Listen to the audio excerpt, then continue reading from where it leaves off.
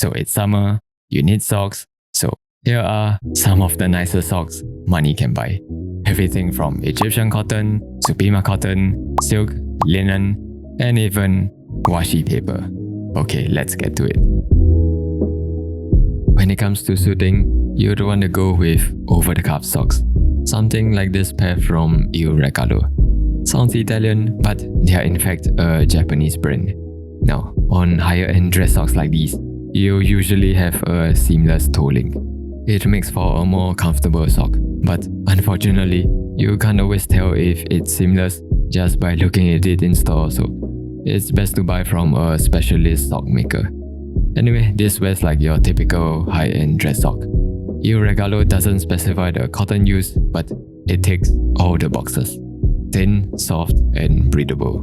It's also blended with nylon, but don't let that put you off because it's actually common in socks, even luxury socks, for added durability and strength. Now, what's unique about these is that they are reversible. Ecru on the outside and camo on the inside. Honestly, they don't smell at the end of the day, so I'd imagine if you're on a business trip with no access to a washing machine, flipping them inside out for a second wear isn't the worst idea. At least that's what I do. That's it, I thought these being from a Japanese brand, they would fit me better. The elastic ribbing hugs my calves nicely and stays there all day, but on foot, they are not as snug as I would have liked. Probably because of my bony, low volume foot.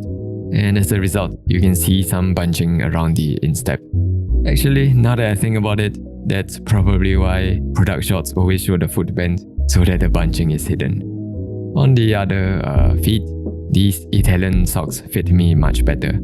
They are from Nobile, a brand founded in Regalo in 1982. Full transparency, they gave me some pairs to be featured in this video. Nobile means noble in Italian, which is a nod to their use of noble fibers, like this pair made from Filoscozia cotton. Filoscozia is basically a brand name of Mako cotton, an extra long staple variety handpicked from the banks of the Nile in Upper Egypt. It then undergoes gasification, meaning the cotton is exposed to a flame to remove excess fuzz, thus becoming more resistant to peeling, followed by mercerization, whereby it's dipped in sodium hydroxide to increase its shine and strength. If all that sounds like jargon, just know this is a fancy Egyptian cotton. Not sure if my camera can pick it up, but up close, they are indeed finer with minimal fuzzing. It has a dry, crispy, airy hand, and is incredibly thin, almost feels too precious to wear. You can even see how sheer it is, like it literally gives my feet more breathing space. And like the Regalos, these have a seamless toe. You might be tempted to snip off the strands, but it's actually part of the construction, and you don't feel it on foot anyway, so unless you want your socks to unravel over time, absolutely do not cut them. And if you want to pamper yourself with some of the finest, Nobile also makes socks in mulberry silk. These feel exactly how you'd imagine silk socks to be. Incredibly smooth and luxurious, and well, silky. They are a tad bit less breathable than the Filoscozia, but still totally wearable in the Singapore heat. And they fit more snugly, so there's far less bunching. It also has a subtle sheen, so very much a sock for special occasions. Honestly, if money were no object, I'd wear this every day, even outfield during my reservist. But I'm not a crazy rich Asian, so I guess not. Summer is loafer season, so that means no-show socks. Surprisingly, these ones from Uniqlo have a seamless toe and have held up well over the years. Though they are a bit short for my feet and tend to get clammy, probably due to the polyester blend. Not sure if the current version still has the seamless toe, but if they do and they fit you, they are definitely a solid budget option. And for something more premium, Nobile offers no-show socks made from the same Filoscozia cotton. Again, it has a seamless toe, and compared to the ones from Uniqlo, it's far more breathable and feels less restrictive. At $20, they are not exactly cheap, but hey, if you wanna treat yourself in this economy without going to debt, this could be it. for sneakers, you'd want something cut a bit higher. Something like these pairs from Proper Cloth, which they gave to me last year. Again, there's the seamless toe, but what's different here is that they are made from Supima cotton in this terry cloth knit. They are super plush, pretty much like wearing a towel on your feet. I don't know how they made these, but these have just the right amount of tension and width for my white, bony feet. By far my best fitting socks.